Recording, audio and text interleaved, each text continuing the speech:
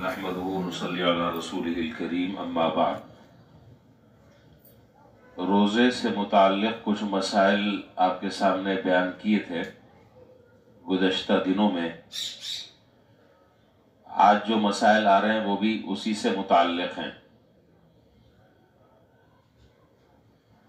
आँख में दवा डालने से मुताल्लिक़ बात हो चुकी थी कि अगर कोई शख्स किसी बीमारी की वजह से आँख में दवा डालता है रोज़े की हालत में, तो उससे रोज़े पर कोई असर नहीं होगा और डालना दुरुस्त है।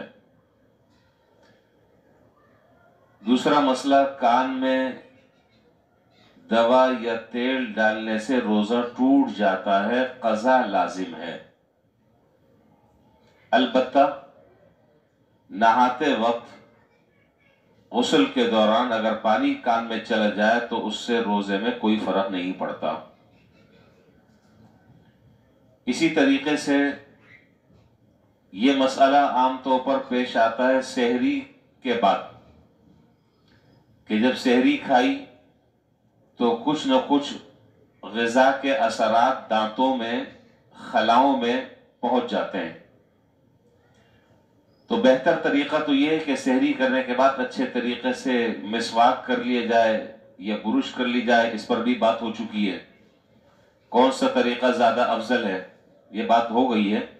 सिर्फ मैं हवाला दे रहा हूँ कि दांतों को अच्छे तरीके से साफ कर लिया जाए और खिलाल कर लिया जाए ताकि उसके कोई असरात जिस्म में दाखिल ना हो।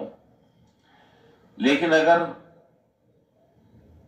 ऐसा करने का मौका नहीं मिला और दांतों में फंसे हुए खाने को अगर निगल गया, तो अब ये देखा जाएगा कि अगर जो खाना निगला है अगर तो वो चने के दाने के बराबर, ये इससे ज्यादा था, तो रोजा फासिद हो गया, और अगर इससे कम था तो उसमें कोई हरज की बात नहीं।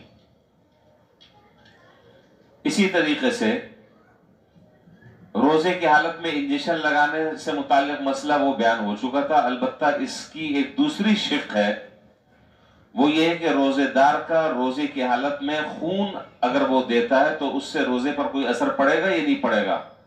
तो उससे रोजे पर कोई असर नहीं पड़ेगा, रोजा उसका बरकरार रहेगा। अलबत्ता अगर उस खून देने से ज़ुअफ़ और कमजोरी का अंदेशा है तो रोजे की हालत में ये काम न करे। अगर इस बात का अंदाजा हो रहा है कि खून देने से मैं कमजोर हो जाऊंगा, ज़ौफ और कमजोरी बढ़ जाएगी, तो बेहतर यह है कि रोजे की हालत में ये ना करे। लेकिन अगर मजबूत आदमी है और खून देता है तो उससे उस पर कोई असर नहीं पड़ेगा। इसी तरीके से खास तौर पर यह बात खवातीन को यह मसला बता देना चाहिए अपने अपने घरों में कि रोजे की हालत में लिपस्टिक या इस तरह की दूसरी चीजें अगर कोई खातून लगाती है और उसके असरात जो है वो हलक में नीचे पहुंच जाते हैं, तो उस सूरत में रोजा बाकी नहीं रहेगा। लिहाजा रोजे की हालत में इस तरह की चीजों से हत्तल इम्कान बचना चाहिए। अल्लाह ताला हमें इन बातों पर अमल करने की तौफीक अता फरमाए। व आखिरु दावाना अल्हम्दुलिल्लाहि रब्बिल आलमीन।